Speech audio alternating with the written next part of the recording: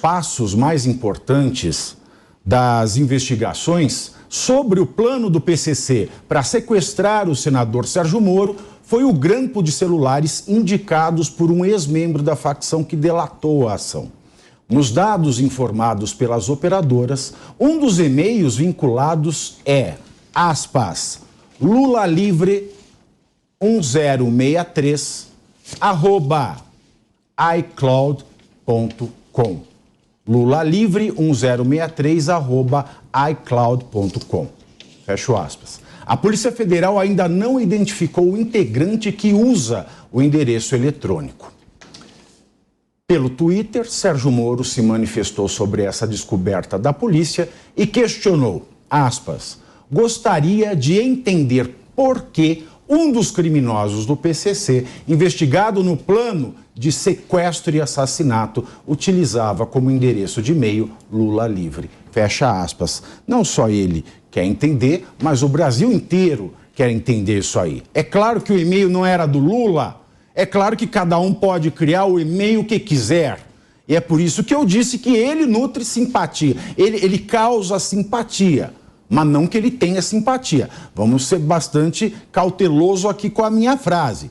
Mas que é estranho numa sequência de acontecimentos, como a que a gente vê no Brasil, o ministro da Justiça vai a um complexo de favelas dominado pelo narcotráfico, o Rio Grande do Norte é dominado pelo narcotráfico e o governo federal negocia, descobre-se esse plano no dia seguinte de Lula ter dito que gostaria de feder com Sérgio Moro e se vingar dele era o seu objetivo, aparece esse plano desmantelado e logo na sequência ele diz que esse plano que foi desmantelado era uma armação, uma fraude. E só existem duas possibilidades para ele poder dizer, afirmar que isso é uma fraude. Ou ele tem informação que a Polícia Federal fraudou os dados que vieram a público, ou ele tem informação de quem era investigado, dizendo que não, nós nunca pretendemos matar Sérgio Moro e o investigado era o PCC. Deise Tchocari. Pois é. Eu acho, tu tocou num ponto que é fundamental aqui, Pavinato. A gente sabe que existe uma simpatia de certos setores da sociedade pelo Lula e a gente entende que o PCC tem uma simpatia, uma parte tem uma simpatia. Agora, qualquer um cria o e-mail que quiser. Eu acho que o ponto aqui usou Lula Livre, poderia ter usado Deise, Pavinato, qualquer coisa, tá? Então isso tem que ficar muito claro e eu sei que tu deixou isso claro aqui. Eu acho que o ponto aqui é que é tão grave a gente fazer ilações em relação ao PCC e a ligação com o PT, como é grave um presidente da República usar de todo o seu poder de fala, usar do destaque que ele tem para questionar ações da Polícia Federal. E a gente sabe que nos últimos anos a Polícia Federal tem tido destaque na política brasileira, tem feito investigações idôneas e o presidente Lula questiona quando isso não vai à revelia do que ele quer. Aí a gente olha todos os outros casos aqui, por exemplo, esse é o 4º mandato do PT, se a gente for contar os 2 primeiros de Lula e o de Dilma. E a gente ainda não resolveu o problema da segurança pública. Então é muito fácil, a gente viu hoje um ataque numa escola estadual, inclusive teve uma professora que foi morta. E aqui no Brasil a gente sempre resolve questões da segurança pública, que está vivendo um período de crise já há alguns anos, a gente sempre resolve depois do que acontece, nunca é como prevenção. Então, acho que no meio disso tudo, a gente tem que fazer uma pergunta como o Paulo Coelho está fazendo, sabe? Vale a pena fazer o L? O Lula teve 4 mandatos, esse é o 4º mandato e não consegue resolver problemas simples na sociedade brasileira, como segurança pública, como segurança nas escolas e agora esse caso mais grave do PCC. E vale lembrar que ele ainda não se dispôs a colocar a segurança do Estado em favor do senador Sérgio Moro. Né? Olha, nessa guerra de narrativa, né? O ministro da Segurança Pública, o Flávio Dino, ele rebateu o Moro também em postagens nas redes sociais. Aspas.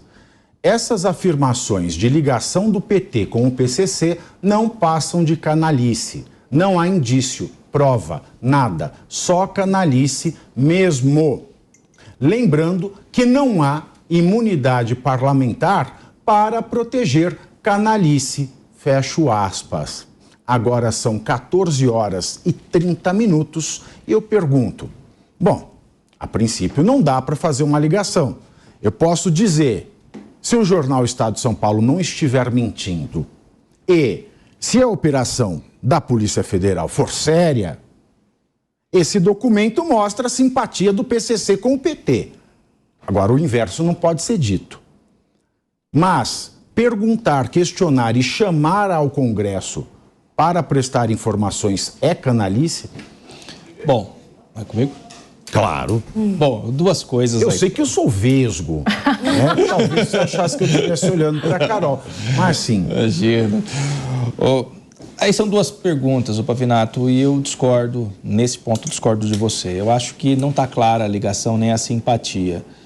Quem faz o e-mail, Pavinato, ainda mais o criminoso, ele não vai colocar assaltante @iCloud, sequestrador @iCloud, PCC @iCloud. Foi isso que eles fizeram? Não, colocou Lula livre e um número, porque deve ter, quando sugere um número é porque deve ter milhares de e-mails Lula livre alguma coisa. Assim como, se eu fosse um criminoso, eu colocaria, por exemplo, Xuxa ou Ursinhos Carinhosos @alguma coisa, para não chamar a atenção das pessoas. Ou então um personagem de quadrinhos, de animes, alguma coisa, sei lá, Ryu @iCloud, né? Alguma coisa nesse sentido. Mas eu sei, mas assim, é um atentado do Sérgio Moro. Sérgio Moro é inimigo de quem? Você vai usar o nome do inimigo? Então, mas isso não... Para não chamar a atenção, você tinha que colocar Emanuele. Qualquer coisa, né? Às vezes a pessoa... Daí eu acho que é um setor da Polícia Federal. Aí que eu sempre quis entender uma coisa. O nome das grandes operações da Polícia Federal deve ter um setor de criatividade, né? Então, mineiro, são feitos... E o setor do crime organizado... O crime organizado deve ter um setor também com essas ideias. Mas respondendo a outra pergunta que também me foi feita, essa questão do Flávio Dino, eu acho que é de novo dando palco para quem não tem que ter palco. Sérgio Moro, todo político, Pavinato, ele quer aproveitar um espacinho na mídia, quer aproveitar. Então teve uma situação gravíssima, poderia ter acontecido pior, e evidentemente que ele está aproveitando ao máximo disso para fazer política. O Sérgio Moro, um nanico político, batendo no presidente da República, assim como lá atrás ele bateu no Bolsonaro, antes ele batia no Lula, ou seja, alguém que tem um plano pessoal de poder e está aproveitando nisso. Tá certo, Flávio Dino. Esse tipo de ilação pode dar quebra de decoro parlamentar, sim. Terá o Senado coragem de cassar o mandato do Sérgio Moro por isso? Acho muito improvável. Mas então o que tem que fazer? Parar de dar esse palco para o Sérgio Moro. Mas daí isso é quebra de decoro de quem faz essa eleição, é quebra de decoro quem faz a ilação de que a operação da Polícia Federal é uma armação. Mas ele não é parlamentar. Não, mas o decoro parlamentar. Mas o presidente também responde na lei do impeachment, né? A quebra de decoro é uma causa do impeachment. Deixa eu só trazer aqui um ponto em relação ao que o Renato trouxe, que parte até vou concordar, Renato, já adianto, mas tem uma grande parte de discordância. Primeiro, em relação ao assunto em si. É inadmissível, seja em relação ao senhor Sérgio Moro, seja em relação a qualquer outra autoridade ou pessoa nesse país, que você trate com naturalidade ou tente minimizar um plano para assassinar alguém. Ponto. Isso não tem discussão. Também não cabe discutir a reação que isso traz na pessoa. De repente, o indivíduo descobre que ele e sua família estão na mira de um plano para serem assassinados ou sequestrados, e a gente vai exigir o quê? Que haja uma reação normal, tranquila, que eventualmente não possa trazer até ideias de planos e planos sendo criados? E aí vou trazer a questão do e-mail aqui colocada. Eu concordo, como o Pavinato colocou desde sempre, como a Deise trouxe aqui na sua fala, ninguém está dizendo que o fato de ter Lula livre no e-mail significa que o presidente tinha ciência ou participou de qualquer plano para alguma coisa. Agora, eu já trouxe aqui uma discussão semana passada, e que é importante a retirada do sigilo do processo. A não ser que se verifique claramente quais atitudes do senhor Moro, seja enquanto ministro ou enquanto juiz, tenham levado a uma retaliação pessoal contra ele, o que se pergunta é, qual a motivação de tentar matá-lo? Um revide a uma ação pessoal ou uma ação feita contra alguém? E por que, então, uma facção coloca Lula livre como se fosse uma torcida ou uma ideia de uma vingança por outrem? E aí eu não digo que o presidente Lula tenha pedido ou tivesse ciência, mas me parece que é uma torcida inflamada por discursos inflamados, tentando talvez buscar fazer justiça com as próprias mãos. E é isso que o processo vai ter que investigar. qual a motivação dessa organização lá no fundo, e talvez com a retirada do sigilo isso seja possível verificar, qual a motivação e o que motivou esse grande plano. Aparentemente foi a atitude dele enquanto ministro, ok, mas eu acho que isso tem que ir mais fundo, principalmente depois que se verifica no e-mail, um e-mail que é, na verdade, um manifesto político. Isso tem que ser devidamente apurado, e aí vem minha crítica, onde talvez o Renato concorde comigo. Não pode ser também como foi na época da Vaza Jato, aonde o senhor Moro, como ministro da Justiça, no comando da Polícia Federal, ao sair uma denúncia gravíssima de que ele mantinha relação com o Ministério Público, pega o seu poder de ministro, vai lá e, de certa forma, abafa tudo, e até hoje não se sabe exatamente o que aquela investigação conseguiu apurar em relação à veracidade das mensagens, que ele não se lembrava de nenhuma. Em relação à ilegalidade do processo, que depois foi reconhecido como juiz parcial. Então, o que talvez gere algum tipo de questionamento, e isso não tira o direito de o senhor Moro se sentir ofendido na ameaça que sofreu, ele também é um sujeito duvidoso. Sai questionando o governo Bolsonaro, tenta mudar um título de forma inadequada para São Paulo. Não é exemplo de nada. É um juiz parcial que tentou de forma fraudulenta mudar seu título para São Paulo e assim foi reconhecido pela Justiça do Estado de São Paulo, e que tenta agora, tendo colocado uma operação em xeque, buscar os seus objetivos pessoais. Então, esse sujeito controverso chamado Moro também é um problema na questão, porque ele não passa credibilidade alguma. Uau! Carol, você acompanha o voto do relator aqui? Integralmente. Foi perfeito, Bissoli, parabéns, viu? Porque eu concordo e o início do meu argumento já entra acompanhando o seu. Mas para mim é muito claro por que eles queriam pegar o Moro. É muito claro. O sujeito pega e coloca o chefe numa penitenciária de segurança maxíssima, onde ele não pode ter visita íntima. Imagina um homem como ele com um acúmulo de testosterona. Não, eu concordo que, assim, motivo tem, isso ninguém aqui vai concordar, que tem que haver qualquer tipo de apoio a esse movimento que foi terrível. Mas essa história do e-mail aí tá muito curiosa, porque os criminosos são inteligentes. Senão eles não dominariam o país da forma que eles dominam. Que deslize colocar um e-mail desse, tá aparecendo aí. Aquela inteligência com complacência, exatamente. Né? Tem algum motivo, porque se fosse um país sério, você podia ser o Einstein no crime. Exatamente, não ia dar certo. Mas, puxando, é um deslize no tamanho do Influx We Trust. Vocês lembram? Da Vaza Jato também, que foi um baita de um deslize aí, agora pro outro lado. Ninguém está dizendo que é uma situação normal, mas que é uma situação extremamente complexa, só que, acima de tudo, nós não podemos permitir, gente, um país... Vocês têm ideia que é um país, primeiro de tudo, um país onde criminoso não tem partido, tá bom? É bom lembrar isso. Eles têm os objetivos dele e eles escolhem os caminhos que são mais facilitados. Eles estão, sim, nas câmaras municipais, eles estão nas assembleias legislativas, provavelmente estão na Câmara Federal, e eles escolhem o caminho que é mais fácil para eles conseguirem alterar alguma lei ou proteger eles de alguma forma. Então, primeiro ponto, político não tem partido. E segundo, a gente político é bandido. Bandido, perdão. Porque político é obrigado aqui. Político também não tem obrigado. muito. Mas é obrigado. Senão não tem a fidelidade, é uma obrigação. Exatamente. E o segundo ponto é o silêncio. Fidelidade. Também que esses negócios de federação agora é um poliamor danado. Exatamente. Mas é a porta do bordel a federação. Exatamente. Mas, Carol. Mas o silêncio das autoridades, inclusive dos ministros agora de Lula, o próprio Alckmin, ele fez uma declaração, claro, muito boa, só que ele não falou no nome do Moro e das outras autoridades que estavam ali no plano, né, de sequestro e assassinato. Então, esse silêncio, para mim, é uma ameaça ao Estado Democrático de Direito.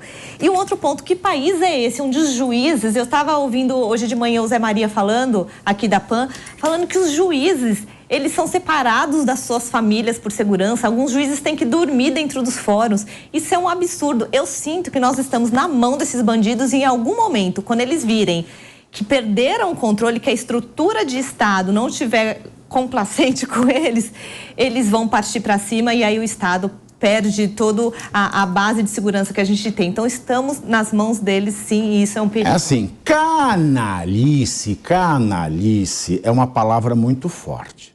É assim, não dá para você afirmar isso com todas as letras. Mas a conjuntura não está favorável.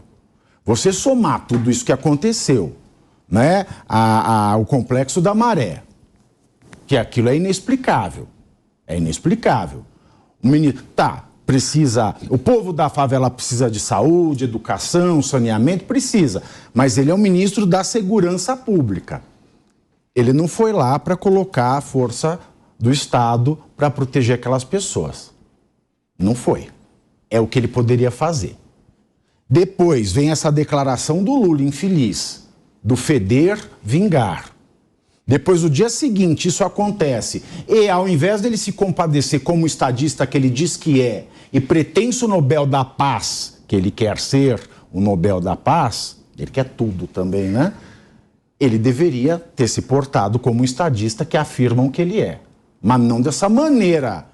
Não dessa maneira, rainha da sucata, que ele fez na sequência.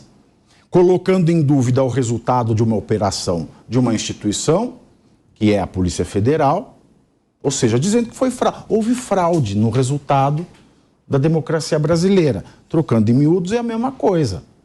Por quê? O monopólio da força do Estado. Aí depois ele continua, ele ensina, então canalice não é, então gera uma suspeita. Aí vem um e-mail desse, então isso se soma, a circunstância e abre a dúvida. Canalice, perguntar canalice não é. Canalice é dizer com todas as letras que tem.